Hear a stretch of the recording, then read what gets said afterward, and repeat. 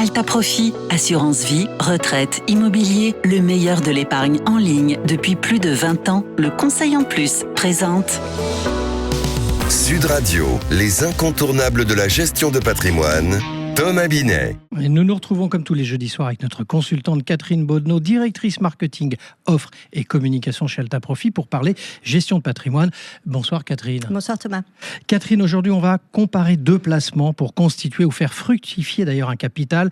L'assurance vie, le PEA, le fameux plan d'épargne en action. Mais dans quel cas investir dans un PEA et dans quel cas investir sur une assurance vie? Catherine, pour commencer ce match en 5 manches, au moins ça, expliquez-nous les différences quant à l'offre financière. Alors, je vous propose de commencer par l'assurance vie. L'assurance vie offre des possibilités d'investissement extrêmement larges, puisque vous allez pouvoir investir aussi bien sur des supports à capital garanti, les fameux fonds en euros, que via les unités de compte sur absolument toutes les classes d'actifs. Des supports obligataires, monétaires, en actions, de l'immobilier, du private equity, etc. Certains contrats permettent aussi d'investir en titres vifs, donc de loger des actions d'entreprise dans les contrats d'assurance vie, selon ce qui est référencé au contrat.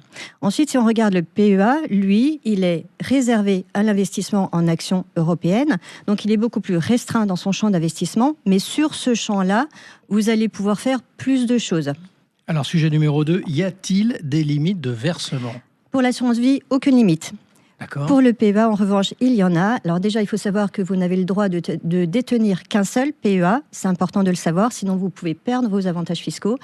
Et ensuite, il y a une limite de versement à 150 000 €. Alors, on continue notre match. Sujet numéro 3. Ces deux enveloppes sont réputées pour proposer une fiscalité avantageuse sur les plus-values. Y a-t-il, Catherine, des différences? Alors, le PEA, comme l'assurance vie, sont des produits qui présentent un avantage fiscal quant à l'imposition sur les plus-values.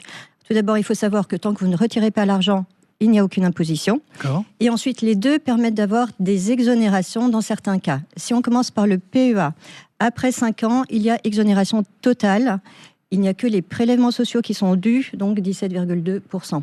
Si on prend l'assurance vie, on pourra aussi bénéficier d'exonérations, mais dans certaines limites. 4 600 € pour une personne seule, 9 200 € pour un couple, sous condition que le contrat ait 8 ans.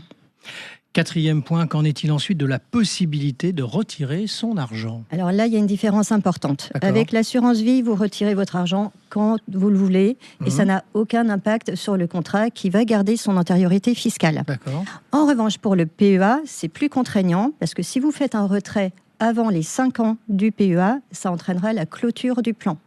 Et pour finir cette comparaison, sujet numéro 5, qu'en est-il de la fiscalité au moment du décès? Alors là, l'assurance vie a un avantage majeur.